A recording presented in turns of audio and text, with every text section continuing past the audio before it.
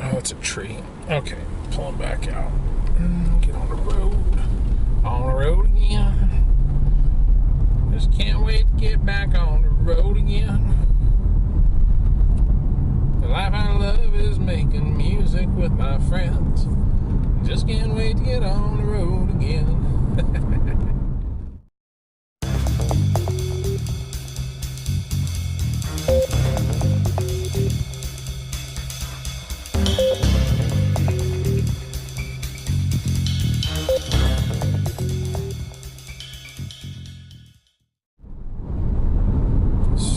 So, happy Friday. It's Friday after work. We shut it down and walked out about a half hour ago. Went and got the car washed, and I'm on my way to the range. And the reason I'm not doing this on a motorcycle, is last weekend I broke both of the motorcycles. I laugh now, but at the time I was kind of down. I'm still down about the Harley because that's going to be expensive, I'm sure. I say I broke the BMW. I forgot to keep an eye on the rear brake, and I knew it was getting close, but I forgot about it for a few months. I started riding it again. I went out, ran some errands, went and bought the car insurance, got the car insurance policy for the year squared, and I was pulling in the gas station after that, and the rear brake kind of made a grinding noise. I got it home and looked at it. Yeah, it galled up the rotor a little bit. The pad's gone. It's just metal, and I couldn't believe I did that. You saw in the video, I took it apart. The parts are coming. Anyway, parts are all coming. The next day, I took the Harley out, and I was going to ride out to the range and shoot this pistol and bring you guys along because I got a cool thing I wanted to do, but which we're going to do right now. Anyway, couldn't go out to the range on Sunday. Dad had called me, and the toilet that we put in was leaking, so we had to pull it all back out, redo it. Just a weird flange shape on that. Wax ring didn't seat properly. If I can, here's a picture of Gabe changing the toilet out way back when. Me and Ben did this one, so I told him, I said, I know we didn't damage that ring, I know we didn't do it wrong, but when we set it, it did feel kind of light. It had resistance, it squished. I know it did, but it did feel a little on the light side, so yeah, okay. Anyway, I'm really glad that happened. I didn't want to go back and do that toilet, but I would rather, if you put a toilet in, it leaks right away, because in 2 months, you got 2 months of use on it. Now you're dealing with a dirty toilet again. This was putting a brand new toilet in, so the job's fairly clean, as clean as putting a toilet in can be. The other thing is coming back from there, because I rode that's a bump. I rode the Harley up there to do that. On the way back, right before I got home, the engine started making kind of a rubbing noise. I don't know how to describe it. Well, I do know how to describe it. There's a tensioner that pushes on the timing chain, and the pad on that tensioner will wear down. And I don't know if mine has the upgraded hydraulic tensioner or if it's the spring-loaded tensioner. I'm pretty sure, because that engine is all that Screaming Eagle stuff, when Grandpa put that on there, I'm pretty sure they would have put the updated hydraulic tensioner. I don't know. It was something I knew we were going to have to look at, because the bike's coming up on 30,000 miles. It's like within 800 miles of 30,000. So it started making kind of a rubbing noise, as if that too.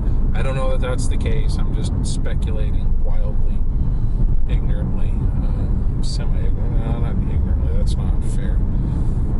That's my educated guess. It's going to be a little while before I can take that in, because I know whatever it is, it's going to be expensive, and I'm probably not going to have the money for a little while to do that. The BMW is no big deal. It's like 200 bucks. I can fix that myself. So we'll roll the BMW. Actually, I've got a full service kit. I have two full service kits. I have the full service kit that I've had, and I'm going to use that. I've got a full service kit to replace it. So we'll open that. I'll show you what I got. We'll go through all that in that video. But today, I'm coming out to the range. We will do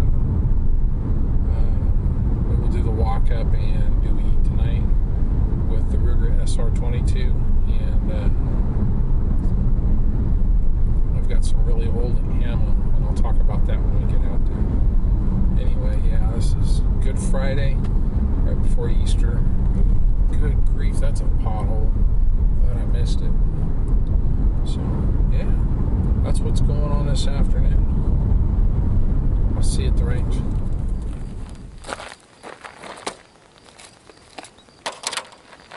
Sorry about that, quick edit. Had a little company show up. Didn't really want some company. So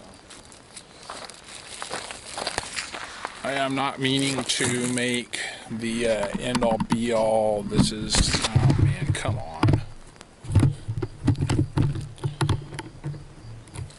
So I'm not meaning to make the end all be all. This is ammo storage and blah blah blah blah blah. There's plenty of videos out there. If you want to look at storing ammo for long periods of time, you can watch, and they will talk about the specifics and the particulars of it. This year is 2019, and 20 years ago in 1999, we had a little thing coming up called Y2K, and the computers were going to go wonk, and the world was going to end, and we were all going to die. And some of us went nuts. Oh my goodness, we've got to prepare for this. I hope I'm recording, otherwise I'm just talking to myself. Don't mind talking to you guys, but I don't want to look like an idiot talking to myself. And I'm running out of daylight here. Those guys ate up about 10-15 minutes of my time, but so we go cracking on this pretty quick. Anyway, I bought like 10,000 rounds of bulk pack 22. Now today's bulk pack is this stuff. Attention, customers of 5 Dot Gun Range, attention. We have roughly about 15 minutes before we close up shop. Thanks, today. Mondo.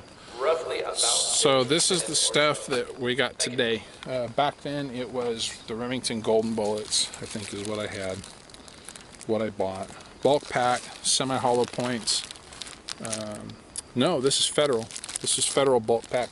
And the Federal bulk pack came in boxes similar to this, and I bought a lot of it. About like 10,000 rounds. And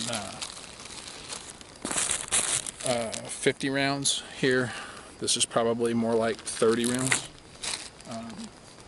These days I'll use the boxes from the Stingers to carry bulk pack ammo in.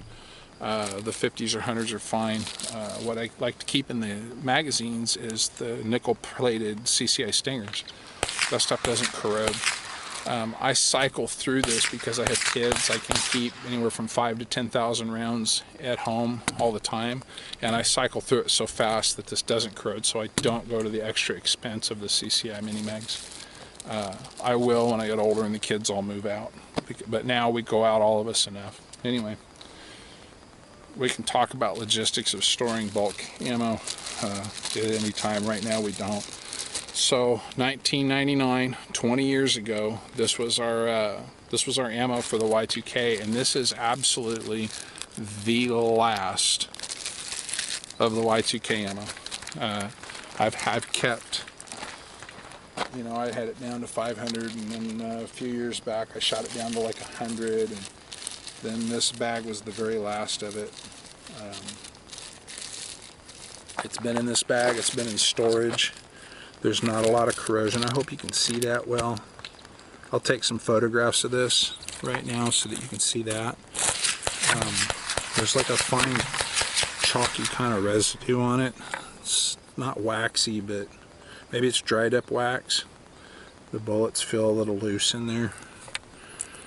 Let's just take a photograph of this real quick.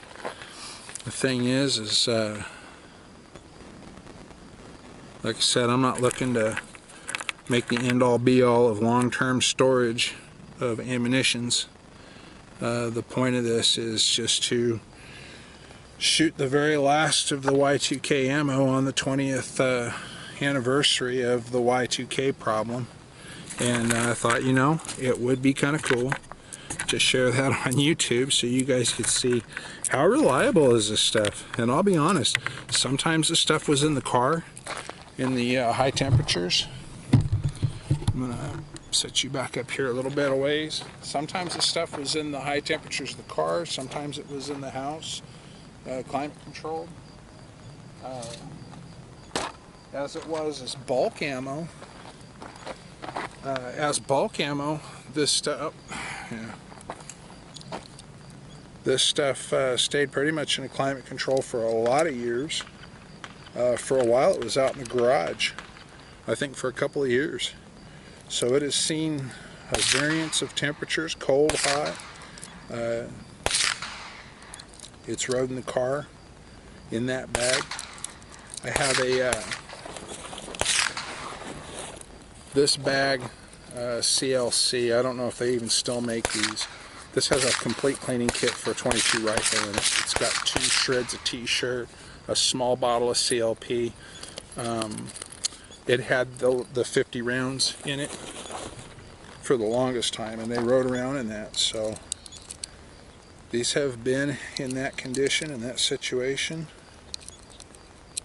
There's 10 rounds. Let's load up another one. For 20 years now, 20 years on .22 ammo. Let's see how it does. The SR22 is a phenomenal gun for shooting cheap junk ammo. It just seems to like to cycle anything and everything. Now that being said, what you didn't see was I was just kind of shooting up that bulk pack while our visitors were there interrupting the video, and I had 2 malfunctions, and I mean failure to fire, no ignition on the .22. And if you've shot .22, you know, or if you've watched enough YouTubes with .22. So there's 20 rounds in magazines, 1, 2, 3, 4, 5, 6, 26 rounds that were just haphazardly, that's what I had in there. I'll set those there real quick. Let's see how this does, huh? Safety off.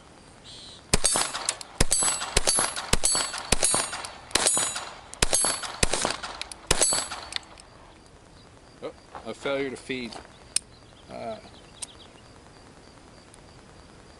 Ooh. They are a little sticky, I will say that.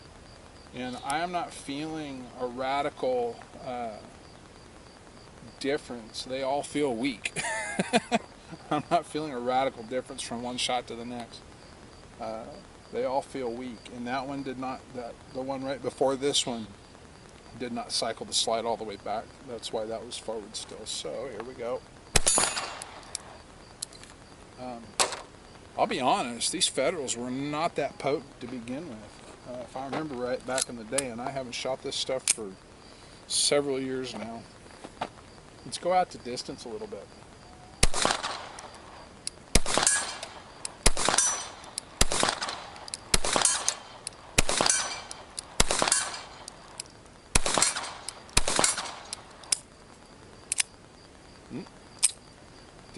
Didn't get up in there and feed. Now I am not checking accuracy on this. I'm just seeing, does it cycle? I guess I could. Those big targets are larger than plow discs. They're probably about like this, and they're, I want to say that's 25 yards. We'll laze it next time we're out here. So that's an easy target to hit. Let's shoot something small. Let's shoot something small and see. Maybe these are plenty accurate. Tell you what, there's only 2 hang-ups there so far, if I'm remembering that correctly. I'm not going to go too small though, guys, because, well, I'll try the squirrel. These are the last 6 rounds of the Y2K ammo. 20-year-old .22 out of the Rigger SR22. Let's try the squirrel. Oh, that makes me feel good. I wish I'd have got that on tape. The little pig, and I missed that. The bell. Nope. And I'm going to go for the 130-yard gong. I'm going to give it a little bit of elevation. You know what? I couldn't tell. About the time it would have hit, that round went off and I didn't hear it. So, no, that's not the last round. Again, not enough. I doubt I hit it. I'll be honest. That made me feel good to hit that squirrel, though. Alright, here's just a pinger on the big one. Nope, I missed. I pulled the sight off the other way. But there you go. 2 little hang-ups. No, 3 little hang-ups. Let's go back and count them. And right down here, you can see where it says how many hang-ups. The actual number. Get that in editing. So, yeah. Really like this SR22. Great gun. Every one of those rounds felt very weak, and I'm gonna say, just off of memory, that stuff felt weaker than it did back in the day when we were shooting it up. But that stuff has all been cycled out. We have this Winchester M22 I really like. It's a little bit faster and it's heavy, so you're hitting harder with it. It's ball ammo. There's no hollow point. I don't know how that does on anything. If you're interested to find that out, as I am, you'll do like I'm going to do when I get home tonight. And well, when I get home tonight, I'm going to edit this video, so you won't be probably doing that. But I'm going to go check out on YouTube how these are doing in ballistics gel, because I honestly have no idea. I just like the idea that they're heavy and they're fast and they hit a lot harder. And penetration, baby, that's what you want with a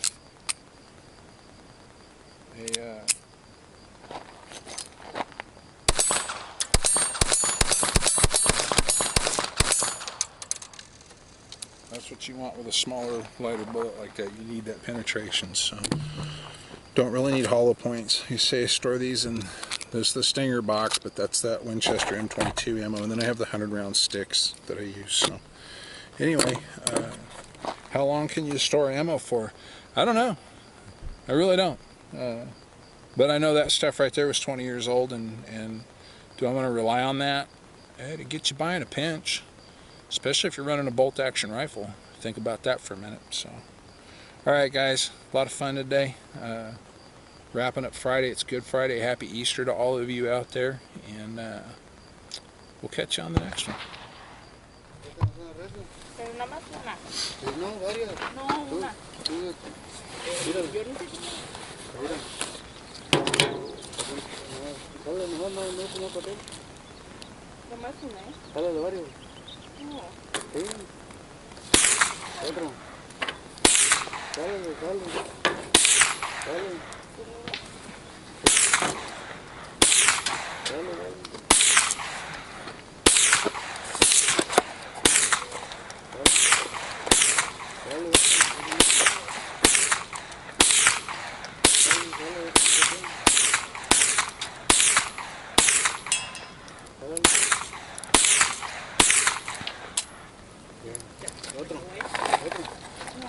¿Otro nomás?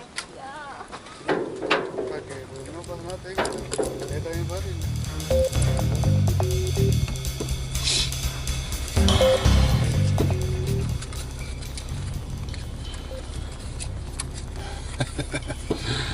Get the earplugs. Say it, don't spray it, dude. Good Lord. I get the earplugs because safety first, safety last, safety always. The first time I ever said that was during a company safety meeting, and the safety guy, what? No. Safety last. He got hung up on that for a second. That was funny. Okay. All right.